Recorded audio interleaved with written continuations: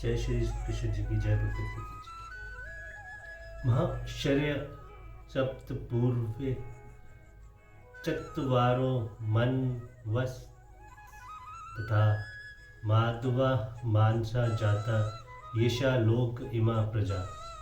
7 महर्षि जन, 4 उनमें से पूर्व में होने वाले सनकादि तथा स्वायम्भू आदि 14 मनु, ये मुझ में भाव वाले सब के सब मेरे संकल्प से उत्पन्न हुए हैं, जिनकी संसार में ये संपूर्ण प्रजा है। सप्त महर्षि का क्या लक्षण है और वे कौन कौन है? सप्त महर्षियों के लक्षण बतलाते हुए कहा गया है, अतन भवान दियाना ये चेत ऋषि यो मता सप्ते सप्त विश्रवचेव गुणे सप्त श्रेय समृता दीद्रायुषो मंत्रकृत ईश्वर दिव्य चक्षुष वृदा प्रत्येक धर्मानो गोत्र प्रवत्र काश्रव ये तथा देव ऋषि के इन भावों को जो अध्ययन करने वाले हैं वह ऋषि माने गए हैं। इन ऋषियों में जो दोर्द मंत्रकृता ऐश्वर्यवान दिव्य दृष्टि युक्त गुण विद्या और आयु के वृद्ध धर्म का प्रत्यक्ष करने वाले और गोत्र चलाने वाले हैं, ऐसे 7 गुणों से युक्त 7 ऋषि को ही सप्त ऋषि कहते हैं। इन्हीं से प्रजा का विस्तार होता है और धर्म की व्यवस्था चलती है। जिन सप्त ऋषि का वर्णन है, ये सप्त ऋषि प्रत्येक मनवंत्र में विभिन्न भिन्न होते हैं। यहाँ जिन सप्त ऋषि का वर्णन है उनको भगवान ने महर्षि कहा है और उन्हें संकल्प से उत्पन्न बतलाया है। इसीलिए यह उन्हीं का लक्ष्य है जो ऋषियों से भी उच्च स्तर के। ऐसे सप्त ऋषियों का उल्लेख महाभारत शांति पर्व में मिलता है। इनके लिए साक्षात परम पुरुष परमेश्वर ने देवताओं सहित ब्रह्मा जी से कहा है, मरीचिर दिक्किर क्षात्री पुलसत्य पुलह कृतु वशिष्ठ इति सप्तेतते मानसा निमिरता इते अते वेद विदो मुख्या वेद चार्य श्रव कलिप्ता पर्वती धर्मीन श्रेय प्रजापत्य च कल्पिता। मरीचि, अङ्कर, अत्रि, पुलसत्य, पुलह, कृतु और वशिष्ठ, ये 7 महर्षि तुम्हारे द्वारा ही अपने मन से रचे हुए हैं।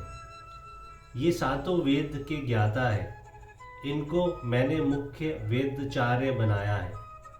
ये प्रवृत्ति मार्ग का संचालन करने वाले हैं और मेरे ही द्वारा प्रजापति के कर्म में नियुक्त किए गए हैं।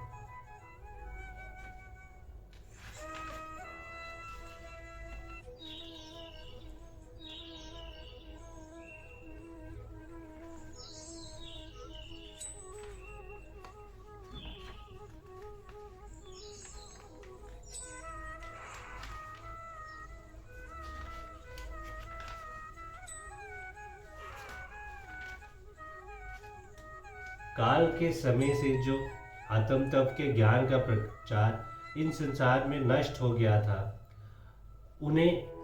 उसका इन्होंने भली भांति उपदेश किया, जिससे उन मुनियों ने अपने हृदय में आत्म तत्व का साक्षात्कार किया। इस श्लोक में कहा है, जिनकी सब लोकों में या ये प्रजा है, परंतु चतुर्वार पूर्व का अर्थ सनकादि महर्षि मान लेने से इसमें विरोध आता है, क्योंकि सनकादि की तो कोई प्रजा नहीं है।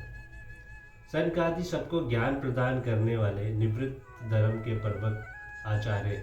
अतएव उनकी शिक्षा ग्रहण करने वाले सभी लोग शिष्य के संबंध से उनकी प्रजा ही माने जा सकते हैं। अतएव इसमें कोई विरोध नहीं है।